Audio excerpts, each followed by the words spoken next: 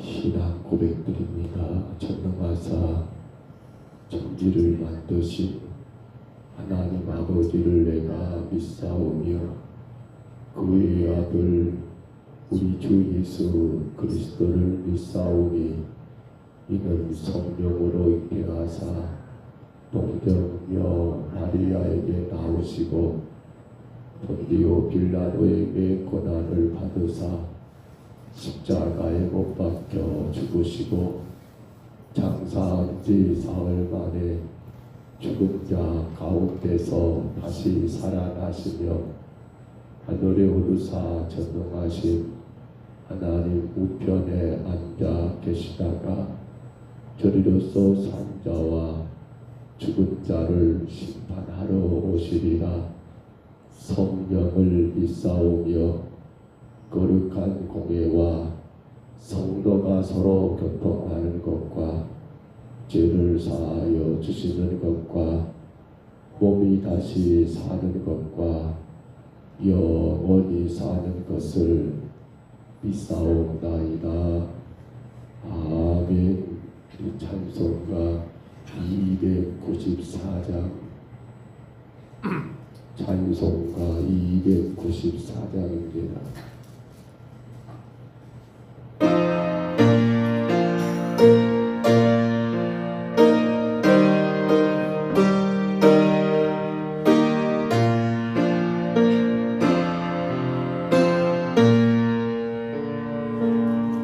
Oh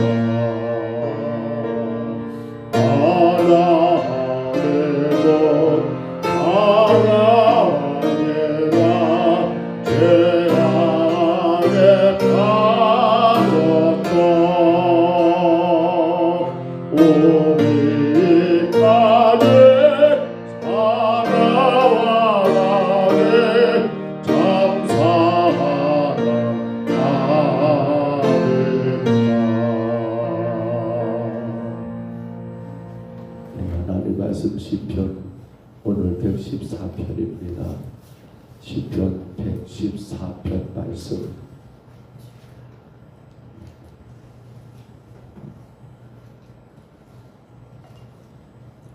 시편 114편 말씀 1절로 8절이지요. 114편입니다.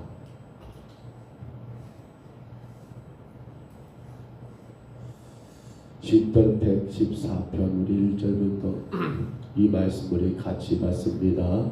이스라엘이 애굽에서 나오며 야곱의 집안의 언어가 다른 민족에서 나올 때에 유다는 여호와의 성소가 되고 이스라엘은 그의 영토가 되었도다. 바다가 보고 도망가며 요단은 물러갔으니 산들은 수양들 같이 뛰놀며 작은 산들은 어린 양들 같이 뛰었도다. 바다야 내가 도망가면 어찌함이며 요단아 내가 물러가면 어찌함이까. 너희 산들아 순양들 같이 뛰놀며 작은 산들아 어린 양들 같이 뛰놀면 어찌함이까. 땅이여 너는 주 앞 곧 야곱의 하나님 앞에서 떨지어다. 그가 반석을 져서 문물이 되게 하시며 차돌로 샘물이 되게 하셨도다. 아멘. 시편의 내용을 보시면 이해가 되시겠지요. 오늘 시편은 바로 출애굽부터 시작하여 가나안 땅에 이르기까지 하나님이 이스라엘 민족을 택하시고 그들 가운데 행하셨던 놀라운 일들을 기록하고 있습니다. 아마도 이 시편은 여러분 바벨론 포로가 끝나고 돌아왔던 그 어떤 사람 가운데 한 사람이 포로 가운데 돌아와서 다시 나라를 재건하는 그 가운데 그들의 역사 가운데 있었던 그 하나님의 놀라운 일들을 다시 한번 이야기하면서 하나님이 우리 조상을 그렇게 사랑하시고 사랑했던 것, 그러므로 이제 우리가 다시 한번 그 하나님의 구원의 은혜 안에서 바르게 서 나가기를 강조하기 위하여 출애굽의 사건과 그 모든 이후의 사건 가운데 하나님의 구원의 능력을 확인시켜 줌으로 말미암아 그 하나님을 더 굳건하게 의지하기 위한 그러한 의미에서 기록이었을까라고 우리는 이해하면 되겠습니다. 오늘 시편은 크게 둘로 나누어집니다. 먼저 1절로 2절을 봐보세요. 그 1절 2절을 보시면 애굽에서 구원해낸 이스라엘과 하나님과의 관계를 이야기하는데요. 그 관계는 매우 특수한 관계, 곧 선민 이스라엘이 하나님의 직접적인 통치의 대상이었음을 밝히고 있는 내용이 오늘 1절과 2절입니다. 그래서 이스라엘이 애굽에서 나오며 야곱의 집안의 언어가 다른 민족에서 나올 때 2절에 유다는 여호와의 성소가 되고 이스라엘은 그의 영토가 되었도다.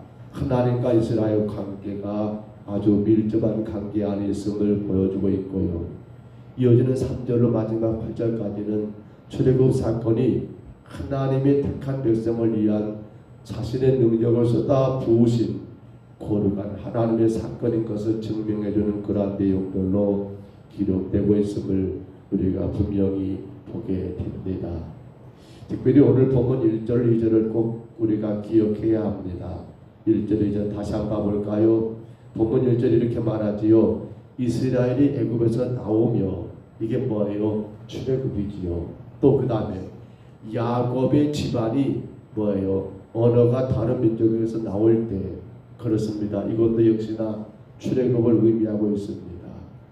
그렇죠. 하나님이 이스라엘을 애굽의 노예 생활 가운데 그냥 그렇게 방치하는 게 아니라 그들을 거기서 이끌어서 나오게 하셨다라고 하는 바로 이 출애굽이라는 그 사건 말입니다.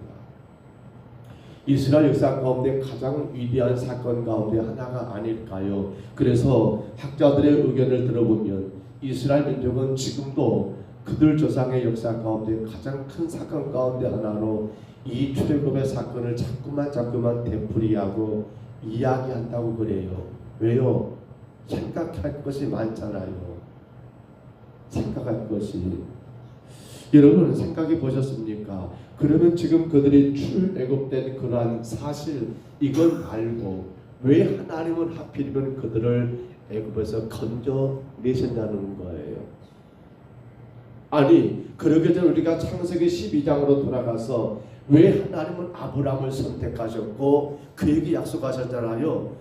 네 때가 지나가 4대가 다음 지난 다음에 너희 조상들이 너희 후손들이 이곳에 정착할 것이라가 가나안 땅을 이야기하며 하나님이 그렇게 아브라함과 언약을 체결하 신 이유가 과연 어디 있냐는 거예요. 보잘것없는 히브리 민족입니다. 노예로 그렇게 살 수밖에 없는 여러분 천한 민족입니다. 그런데 왜 하나님은 그들을 부르셨고 왜 그들을 거기서 오늘 보면 1절에 말한 것처럼 여러분 애굽에서 나오게 하고 언어가 다른 그 언어 다른 언어를 이제 그러니까 애굽의 언어가 아니라 야곱의 언어 바로 하나님의 민족의 언어를 쓰게 하신 이유가 과연 어디 있었냐는 거예요. 우리 한번 생각해 봐야 하지 않을까요? 이 문제는 사실 지금 이 이스라엘 백성의 문제만이 아니지요. 오늘 저와 여러분에게도 해당된 문제지요. 왜 하나님이 나를 구원하셨냐는 거예요. 왜 하나님이 당신의 독생자 예수님을 나를 내 십자가에 죽게 하셨고 나를 이곳에 나를 구원의 백성으로 삼으셨냐는 거예요. 우리는 이 질문을 꼭 해야 합니다. 매번 매 순간마다 우리가 놓치지 말아야 할 그러한 질문이 아닐까요?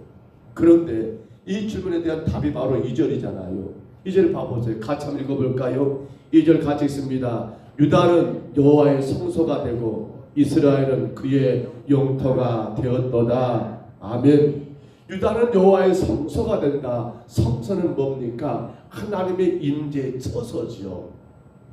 그러니까 유다는 누구야? 이스라엘은 뭡니까? 하나님이 그들과 함께 하시는 하나님이 함께 하시는 백성이라는 거예요. 그 다음 뭡니까? 이어지는 말씀 가운데 이스라엘은 그의 영토가 된다? 영토는 뭡니까? 영토는 뭐예요? 하나님의 통치가 행해지는 곳이에요. 하나님의 통치가 이어진 것.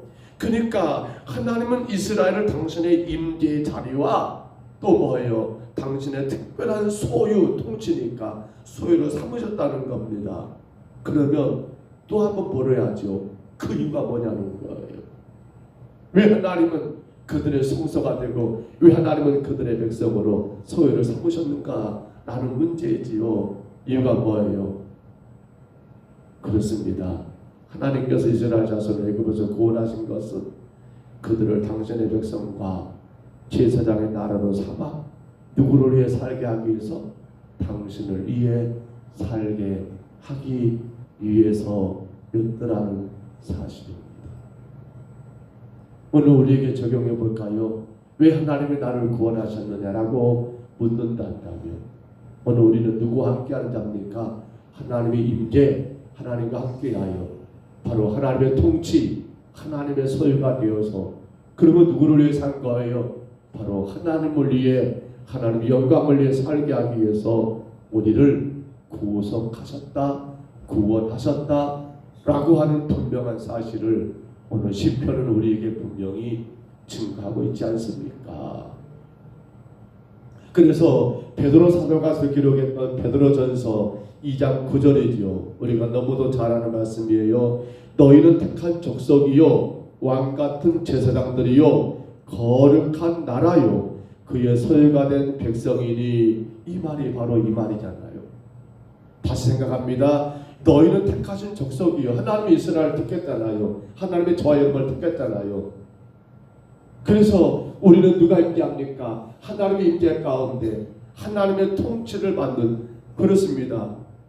그런 뭐냐고요? 왕같은 제사장들이요. 제사장이 뭐하는 거예요? 하나님을 예배하고 하나님 앞에 회개하는 일들. 거룩한 나라요. 누가 거룩합니까? 우리가 거룩이 아니에요. 하나님의 거룩하심을 온 땅에 증거하고 보여줘야 할 우리 자신이라는 거예요. 그의 소유된 백성이니 우리는 우리 것이 아니에요. 그렇게 우리를 구속하신 누구의 것이란 말입니까? 하나님의 것이라는 거예요. 하나님의 임재가 이루어지고 하나님의 통치가 이루어지는 것. 그럼 우리는 누구의 소유입니까? 하나님의 소유라는 사실이에요. 근데 그 이유가 뭐예요? 이는 너희를 어두운 데서 불러내어 그 귀한 빛에 들어가게 하신 이의 아름다운 덕을 선포하게 하려 합니다. 그렇게 하나님이 우리를 여러분 구속하신 이유는 뭐 때문이라고요? 그 놀라우신 하나님의 은혜를 온 땅에 선포하고 자랑하기 위해서 곧 정리한다면 누구를 위해? 하나님을 위해. 누구의 영광을 위해? 하나님의 영광을 온 땅에 드러내기 위해. 하나님은 이스라엘을 애굽에서 건져내셨고 하나님은 그들을 요단 건너 가나안 땅에 들어가게 하신 이유는 거기에 있고, 하나님이 오늘 저와 여러분을 죄악된 세상 가운데 구별하셔서 주의 자녀 삼으신 이 이유는 누구를 위하여? 하나님을 위하여. 누구 영광을 위해? 하나님의 영광을 드러내기 위해 살게 하기 위해서 우리를 구속하셨다라고 하는 분명한 사실이라는 거예요. 사랑하는 성도 여러분, 그러므로 우리는 여기서 늘 물어야 합니다. 뭘요? 왜 하나님 나를 구원하셨습니까? 왜 하나님 나를 축복하셨습니까? 왜 하나님 나에게 이러한 놀라운 은총을 베푸십니까? 저와 여러분이 모든 삶 가운데 이루어지는 일들을 꼭 경험할 때마다 우리 그렇게 물으면 됩니다. 하나님, 왜 오늘 나를 이렇게 하셨습니까? 우리는 늘 그래야 합니다. 여러분 삶 가운데 뭐가 되고 안 되고가 아니라요, 되면 되는 대로, 안 되면 안 되는 대로, 왜 하나님 나를 이렇게 되게 하셨습니까? 왜 하나님 내게 지금 이러한 일들을 허락하셨습니까? 내가 원치 않는 그 어떤 일들을 당했을 때 마찬가지예요. 우리 인생의 모든 것이 마찬가지예요. 거기 우리는 꼭 물으셔야 합니다. 왜 하나님 이렇게 하셨습니까? 그러면 거기 나온 답은 뭐라고요? 그렇습니다. 나를 위해서가 아니라 하나님을 위해서 하려고. 누구 영광을요? 하나님 영광을 드러내며 살게 하기 위해서 우리를 그렇게 인도하신 것이 하나님의 뜻이더라는 사실입니다. 어리석은 사람들은요, 마치 그 모든 것들이 자기를 위해, 자기 영광을 위해 사는 것이 인생의 목적이 되어버렸어요. 제가 늘 말씀드리잖아요. 가장 힘든 것이 성도들의 신앙생활의 이유가 뭔지를 잘 모르고 있어요. 그저 교회 나와서 예배드리고 찬송하고 기도해서 누구를 위해요? 누구를 위해요? 누구를 위해요? 자기를 위해요. 자기를 위해요. 그래서 뭐가 잘 됐어요? 그러면 누구를 위해 살아요? 자기를 위해 살잖아요. 내가 이렇게 기도했더니 하나님이 응답하셔가지고 이렇게 잘 되었다라고. 그러면 어떻게 해야 해요? 하나님이 하셨습니다. 주님 영광을 위해 살아야 합니다. 주님 감사합니다. 이것이 당연한 것인데 안 돼요. 잘. 또 반대로 봐보세요. 기도했는데 안 됐어요. 그럼 어떻게 돼버려요? 하나님은 정말로 이상한 분이셔. 왜 저런가 모르겠어. 모든 인생의 목적이 자기를 위해, 자기 영광을 드러내고 자랑하기 위해 그렇게 살다 보니까 신앙도 그렇게 되어버리는 경우가 너무 많은 것 같아요. 제가 볼 때는. 그러니까 내가 원하는 대로 안 되면, 내 기대대로 안 되면 어떻게 돼요? 믿음이 아니에요. 엉망되어버려요. 정말 부끄러운 일들이에요. 안타까운 일들이에요.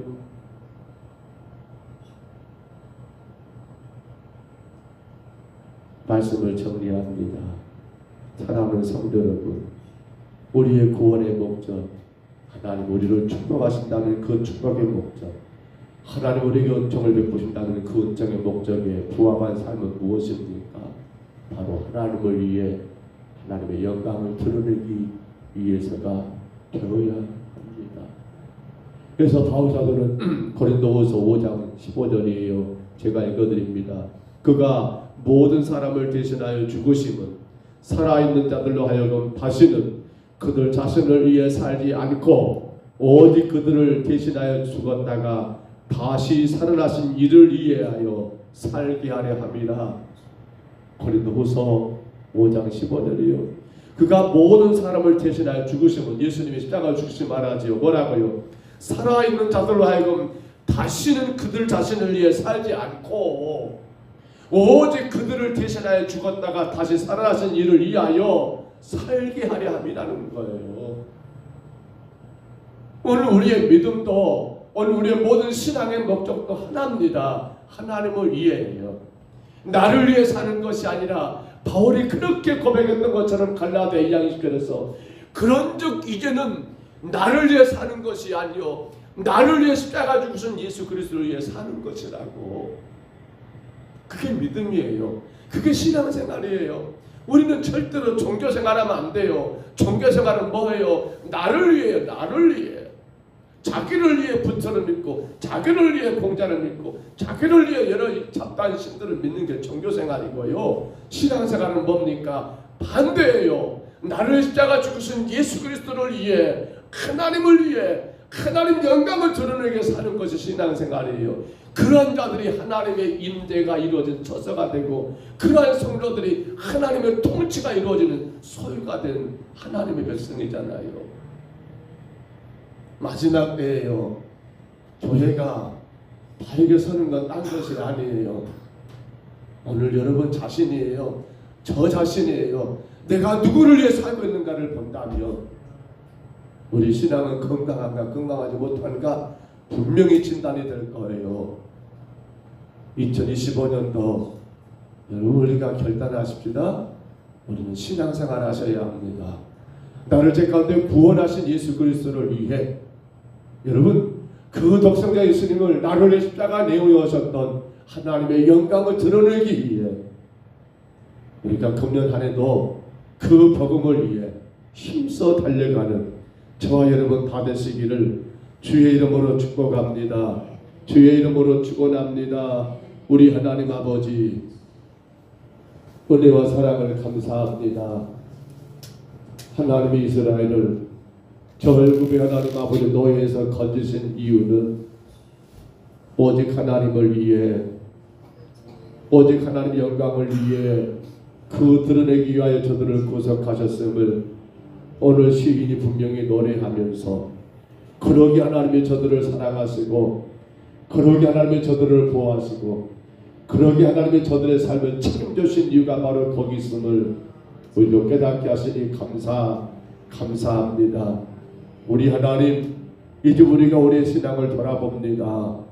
나는 누구를 위한 신앙이었는지, 나는 누구의 영광을 위한 신앙이었는가를 돌아보며 나를 제 가운데 구원하신 예수님을 위해, 그리고 그 귀한 독생자 예수님마저도 나 같은 죄인을 구원하기 위하여 십자가에 내놓으셨던 하나님 영광을 드러내기 위해 살아가는 올바른 신앙의 삶을 우리 모두가, 우리 평동서북교회가 바르게 세워가게 하여 주옵소서.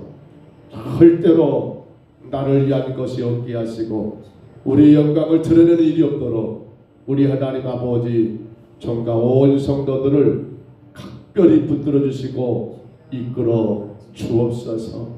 주님만이 영광을 받으시고 주님만이 온 땅에 드러나며 아버지 그것이 우리의 복인 것을 기억하며 잘 지켜나갈 수 있도록 축복하여 주옵소서.